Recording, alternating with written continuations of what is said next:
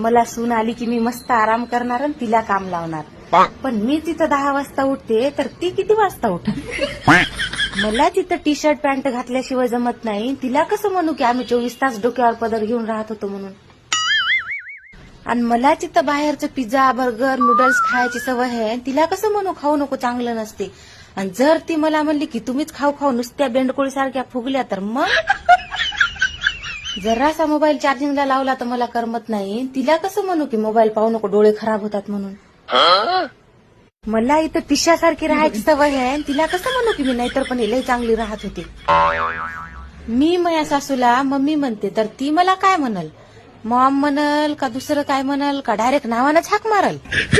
मी सासू मला पाहायला आलती तेव्हा म्हणली होती पुरणाच्या पोळ्या बनवून दाखव.